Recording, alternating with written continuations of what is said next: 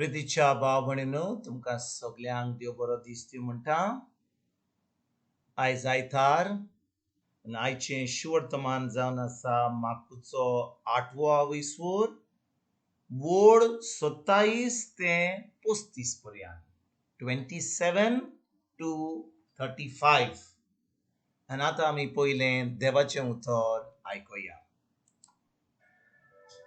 शेजाऱ्याच्या ग्रामांनी भायर सरून वचून गेलो आणि वाटेर ताणें आपल्या शिसांक अशें विचारलें, हांव कोण म्हूण लोक म्हाका धोत्तात?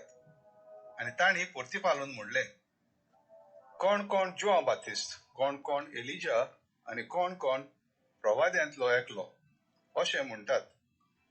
तेन्ना ताणें तांकां विचारलें, तर तुमी हांव कोण म्हूण धोत्तात? पेद्रून जबाब दिवन म्हणलें, क्रिस्त तो तूंच.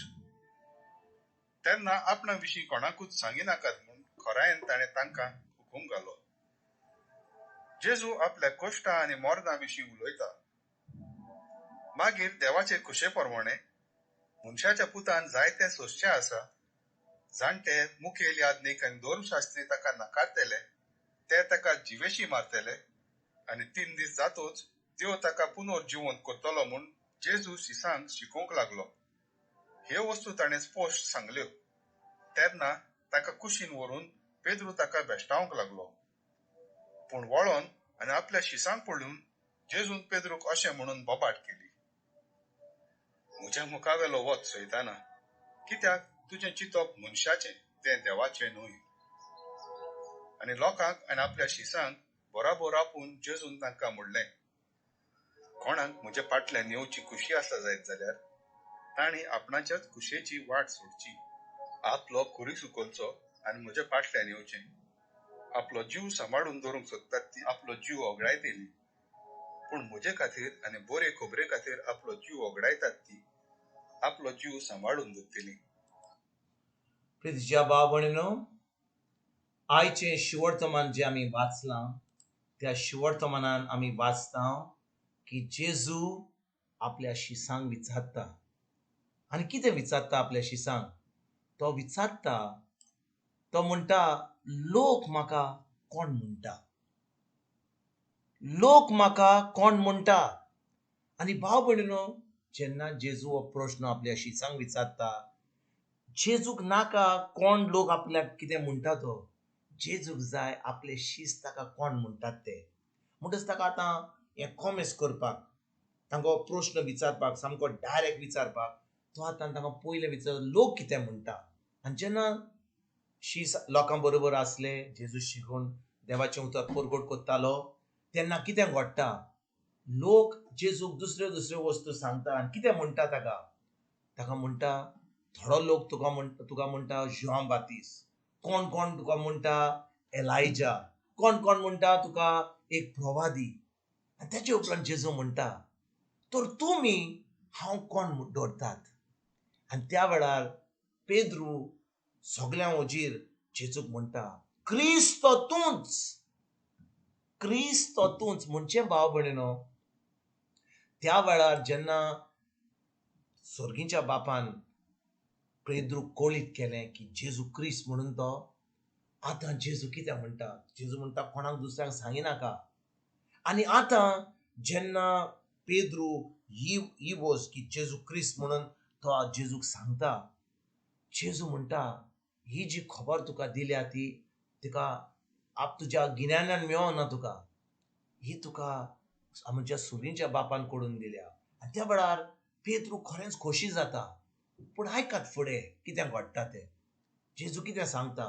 तो म्हणटा, म्हाका आतां थोड्या दिसांनी म्हाका खुर्सार मरोंक जाय.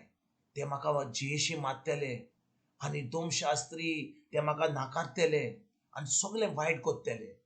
त्या वेळार कितें जाता?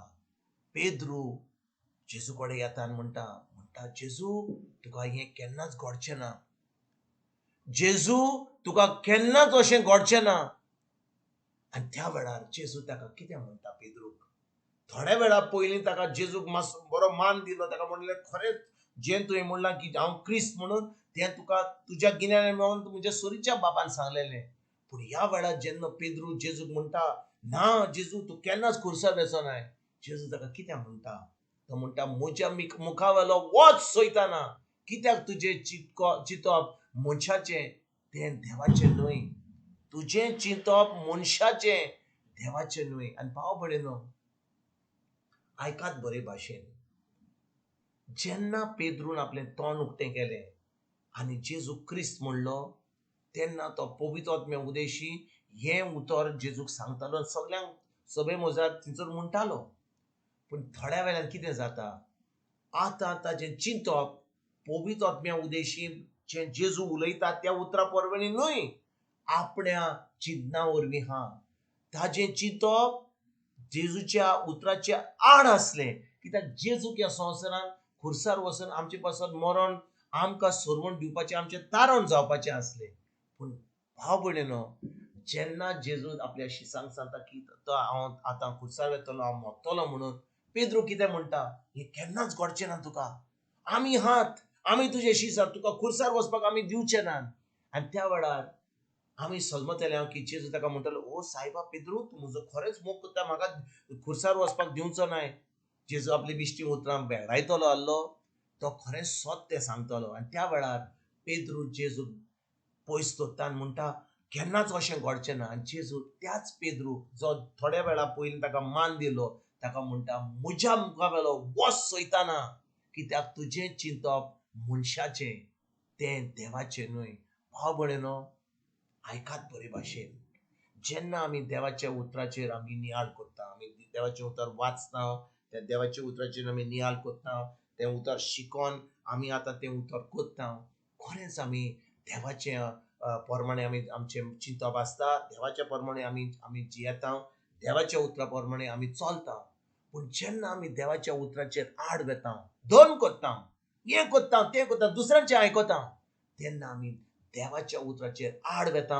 आनी आतां आमचें चिंतप देवाच्या उतरा प्रमाणे न्हय, पूण मनशाच्या केन्नाय सैतानाच्या प्रमाणे चलता. आनी देखून भाव भयणीनो, जेन्ना आमचें चिंतप देवाच्या उतराचेर आड वेता, तेन्ना जेजूय आमकां म्हणटा, म्हज्या मुखा वेलो वच सोयताना, म्हणजे तो आमकां सैतान म्हणना, पूण आमचें चिंतप सैतानाचें म्हणटा.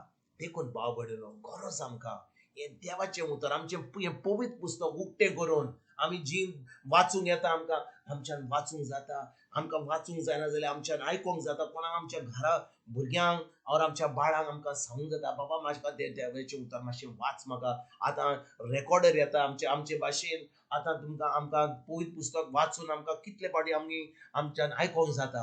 आनी जेन्ना आमी पोत्तून आयकोता, आतां तें उतर आमच्या काळजांनी रिगून रावता, आतां आमच्या मनाची नोडसणली जाता आनी आमचें चिंतप देवाच्या उतरा प्रमाणे जाता. आनी तेन्ना भाव भयणीनो, जेन्ना आमचें चिंतप देवाच्या उतरा प्रमाणे जाता, आमची उतरां, आमच्यो कन्यो वय देवाच्या उतरा प्रमाणे चलतात आनी आमी खरेंच जैतिवंत जिवीत जियेता. आयज भाव भयणीनो, ह्या उतराचेर आमी नियाळ करुया. पेद्रून बरें उतरां म्हणलीं, जेजू तूं क्रिस्त म्हणून, पूण थोड्या वेळान ताचें चिंतप बदललें आनी ताका जेजून सैताना भाशेन ताका म्हणलो, तुजें चिंतप देवाचें न्हय, पूण मनशाचें. देखूच भाव भयणीनो, आयज जेन्ना आमी हें शिवर्तमान आयकोता, आमचें चिंतप मनशाचें करिनासतना आमी देवाच्या उतरा प्रमाणे करुया, देवाच्या उतरा प्रमाणे आमी आमचें जिवीत सारुया. खरेंच एक जैतिवंत जिवीत जें जेजून आमकां घडलां, तें आमी जियोंक आमी फुडें सरुया. तुमकां तुमच्या फॅमिलीक एक बरो दीस हांव आवडयता आनी परतून तुमचे कडेन उलोवपाक फाल्यां हाजीर जाता. तुमकां सगल्यांक, तुमकां तुमच्या फॅमिलीक आमच्या सोरुंदरा जेजूची कृपा, आमच्या सोरींच्या बापाचो मोग आनी पवित्र आत्म्याचो एकवट तुमकां सगल्यांक हांव आवडयता.